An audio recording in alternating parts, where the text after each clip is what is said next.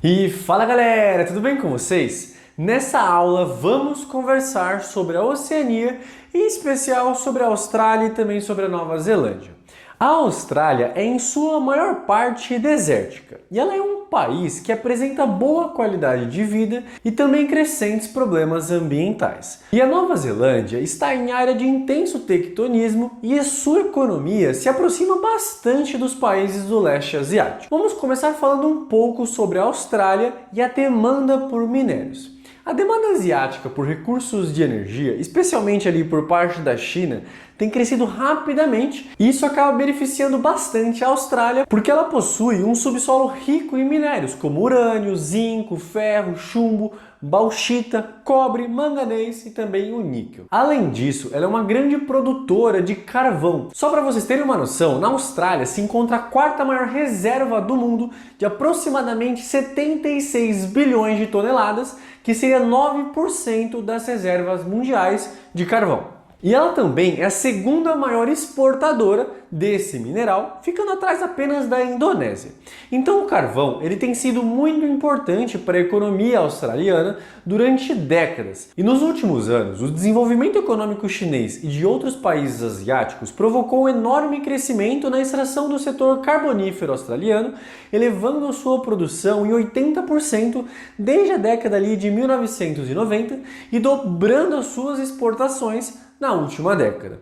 E por não ser um país muito populoso e por fazer o uso intensivo do carvão na geração de energia, a Austrália ela tem o maior índice de poluição per capita do mundo e as grandes empresas desse setor elas são muito poderosas na Austrália e exercem uma certa pressão para evitar a adoção de medidas antipoluentes. Em 2013, durante as discussões ocorridas na 19ª Conferência das Partes da Convenção das Nações Unidas para as Mudanças do Clima, a Austrália ela negou a intenção de reduzir as suas emissões de gases de efeito estufa, porém hoje ela tem mudado esse discurso e busca tomar algumas medidas para minimizar os impactos causados pelo setor carbonífero. Um outro ponto importante é que existe uma forte preocupação em que o ritmo crescente da extração de carvão acabe atingindo e danificando ainda mais a Grande Barreira de Corais, que é considerada um patrimônio mundial da humanidade pela Unesco.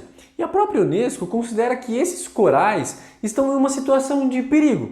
E devido ao aumento da exportação de minérios e principalmente carvão, a Austrália investiu bastante na expansão dos portos existentes e na construção de novos.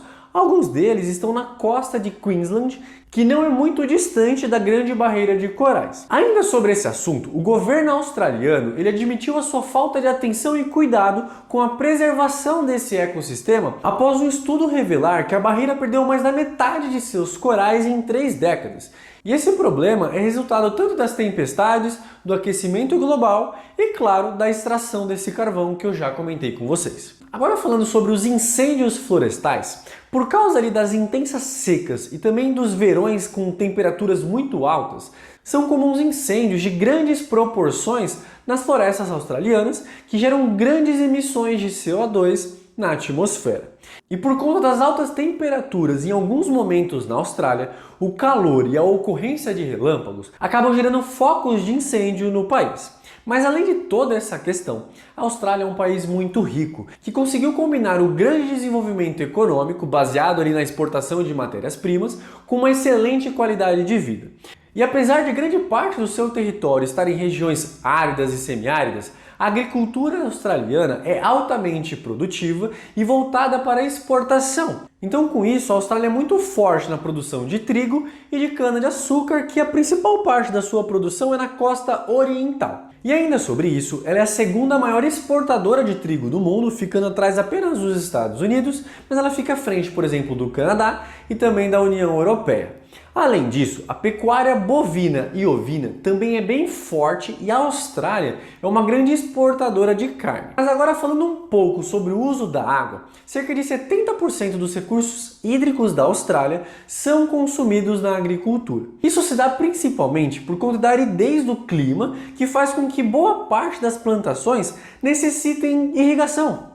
Já nas partes semiáridas, onde se pratica a criação extensiva e semi-intensiva do gado, existem poços artesianos com cerca de 2.000 metros de profundidade, exatamente isso.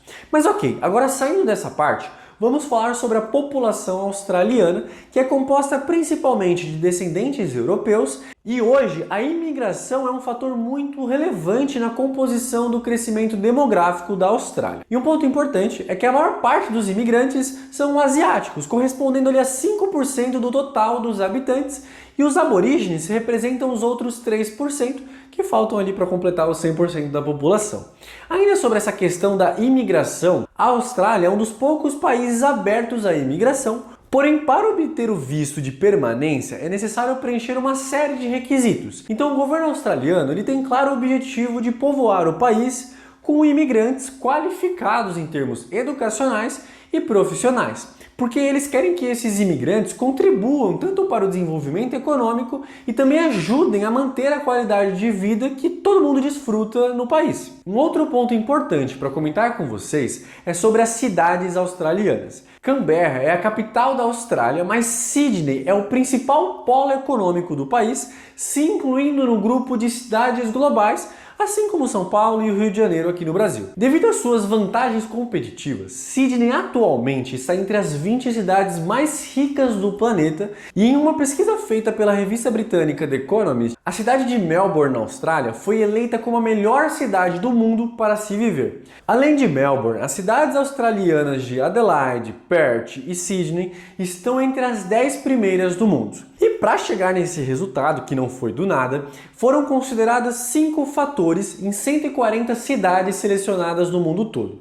Esses fatores eram estabilidade, saúde, cultura e meio ambiente, educação e infraestrutura. Agora falando sobre a Nova Zelândia ela se situa no Círculo de Fogo do Pacífico, em uma falha entre as placas tectônicas do Pacífico e a Indo-Australiana, onde existem vulcões ativos e constantes tremores de terra. O subsolo da Nova Zelândia ele é muito rico em gás natural, carvão, ferro e também ouro. Hoje, visitado por milhares de turistas, muitos dos vulcões do país entraram pela última vez em erupção há muitos anos, por exemplo no século XIX e no começo do século XX. No entanto, em 2012, depois de 115 anos inativo, o vulcão Tongariro, localizado ali na Ilha do Norte, despertou. A sua erupção, só para vocês terem uma noção, lançou as rochas até 1.000 metros de distância e espalhou as cinzas acima ali do vulcão a 6 km de altura. Exatamente isso. Agora falando um pouco sobre a população, a Nova Zelândia ela foi colonizada por ingleses a partir da primeira metade do século XIX. No entanto, as suas ilhas elas já foram habitadas por cerca de 100.000 nativos maoris e com a chegada dos britânicos, os maoris eles conseguiram negociar e firmaram um acordo no qual eles se tornavam cidadãos ingleses, cedendo as suas terras ao norte aos colonizadores em troca de direitos a propriedades iguais. No entanto, a companhia que efetivamente colonizou a Nova Zelândia não cumpriu o acordo com esses nativos e com isso aconteceram diversas guerras e os maoris eles foram dizimados na atual Ilha do Norte, onde eles estavam concentrados. Hoje, a população neozelandesa ela é formada principalmente por pessoas de origem europeia, mas também possui ali os maoris, os asiáticos e os povos do Pacífico.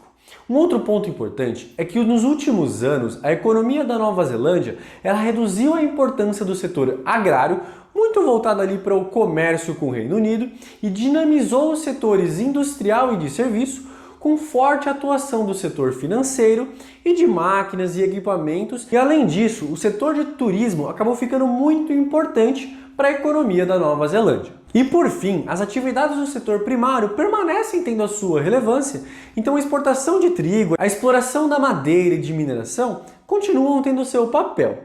A pecuária ela também tem grande destaque, focada na criação de bovinos e ovinos, e nos últimos anos, tanto a indústria de carne bovina quanto a de laticínios aumentaram de forma significativa, tornando a Nova Zelândia o maior exportador global de leite. Então essa foi a nossa aula sobre parte da Oceania, falando principalmente sobre a Austrália e a Nova Zelândia. Eu espero que vocês tenham entendido e até a próxima!